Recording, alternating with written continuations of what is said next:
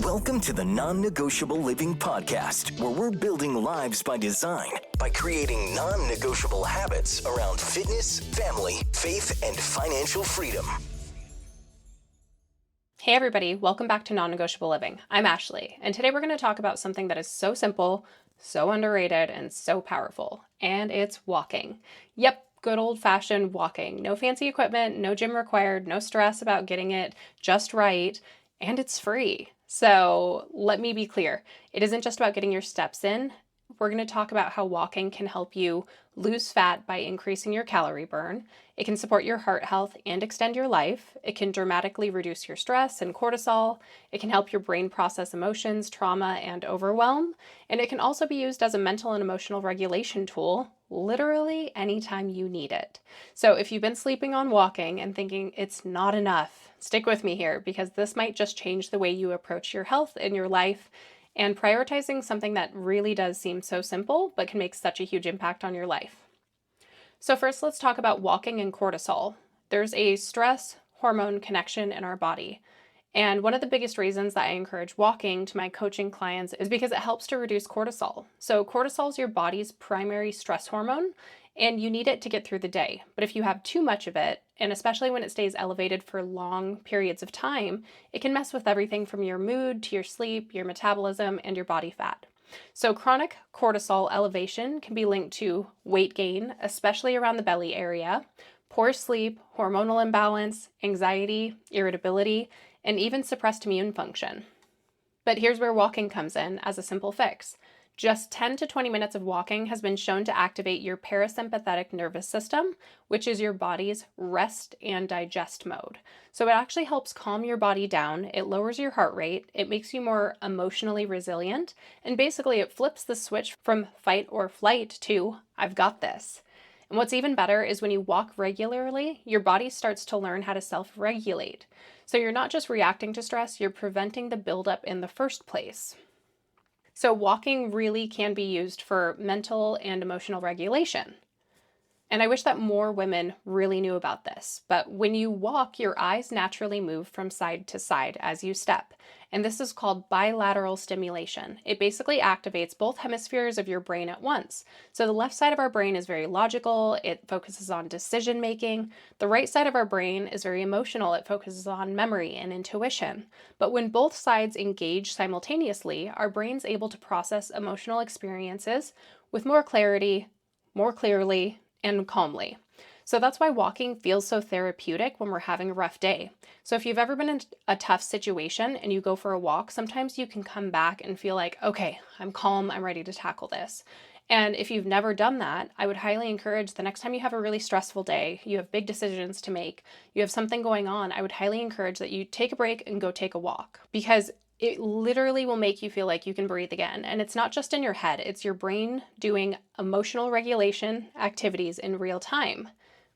So I think it's a really good idea to take a walk before any big decisions, after receiving hard news, if you're grieving, after a tough conversation. And it's really important to walk before responding to stressful emails, situations, conversations, or tackling things that you know are going to be spiking your cortisol and stressing you out.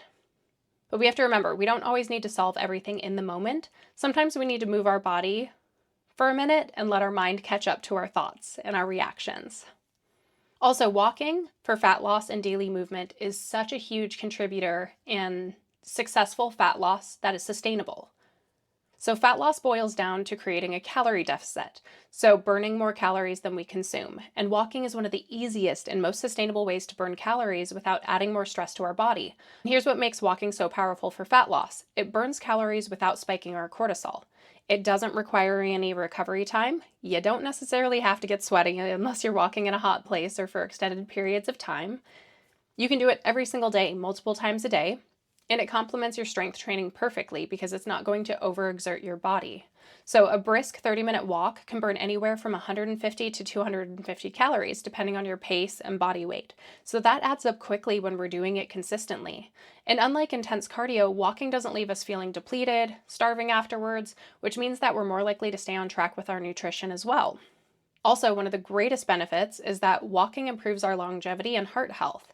So a lot of people think that cardio activity needs to be like high intensity running and stuff that really spikes our heart rate, but that's not necessarily true. So beyond fat loss and stress, walking is literally life extending. Studies show that people who walk regularly have a lower risk of heart disease, stroke, type 2 diabetes, certain cancers, and even premature death. So just 7,000 to 10,000 steps a day is associated with a significantly reduced risk of mortality at an early age. So that means you don't need to be running marathons, you just need to get up and move every day. And what I love most about walking is it's so simple and easy. Most people can do it, and it meets you where you are. So whether you're coming back from an injury, postpartum, just trying to start somewhere, walking is a tool that's available to everybody for free. So let's talk about how we can make walking a daily habit. Here are a few strategies.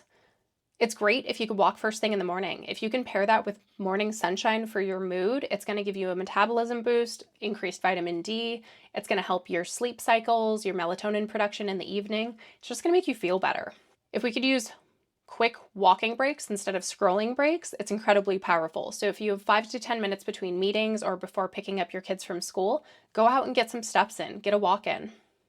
I highly encourage walking during phone calls or when you're sending voice notes. So I do this constantly. You'd be amazed at how far you can go without realizing it if you're just walking while doing everyday tasks.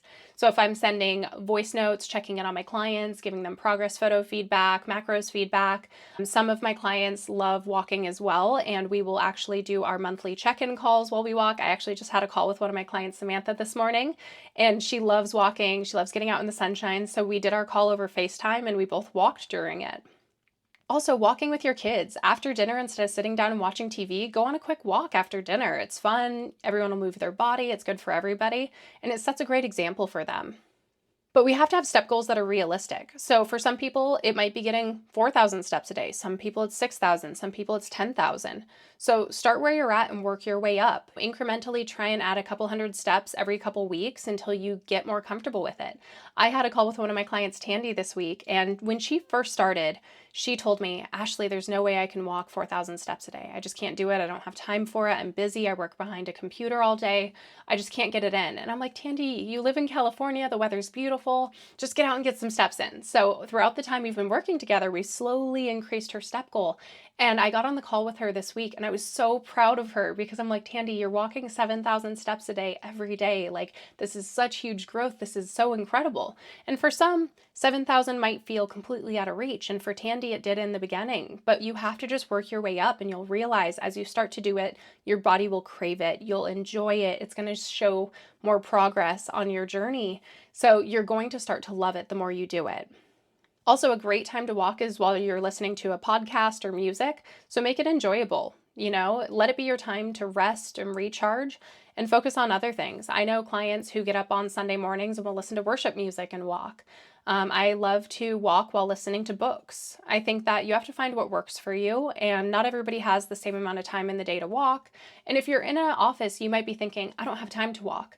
Well, when I worked in an office building, what I would do is I would use a smaller water bottle, and I would make sure every hour to try and get up, walk to the drinking fountain, fill up my water bottle, take a pee break, grab a snack in the kitchen, and then go back to my desk. And during my lunch break, I would eat lunch and then use the rest of the time to walk around the office and do a loop. Or if I had a meeting with somebody in the office, if we didn't need our computers and we just needed to talk through some strategizing, we would go take that walk outside and have that conversation. So remember, there's a lot of ways that you can adapt your day-to-day habits to incorporate more walking that you may just not have considered. But remember that the goal isn't perfection. The goal is consistency, to walk when you can, walk often, and let it become part of who you are in your daily non-negotiables. Because here's the truth, walking is one of the most underrated, accessible, and impactful things you could do for your health. It's not fancy, it's not sexy, but it works. It helps regulate your emotions, it lowers your stress hormones, it supports your fat loss, it strengthens your heart, and it extends your life. So if you're feeling overwhelmed, don't know how to approach exercise, don't know how to approach nutrition, don't know how to approach increasing your health, start there. If you're overwhelmed, just take the walk. Let your mind settle, move your body more. Just get a few more steps in every day. You'd be so surprised what kind of impact that can make. And the walk doesn't need to be long. It doesn't need to be fast. It just needs to happen. So I appreciate you guys tuning in for Non-Negotiable Living. If this episode encouraged you, send it to somebody, share it with a friend who might need to hear it. And also find a walking buddy, find somebody who's willing to do it with you. So I encourage you all this week to get outside, breathe in that fresh air, take a walk. And I'll see you guys next time on Non-Negotiable Living. Thank you for being here. You guys got this.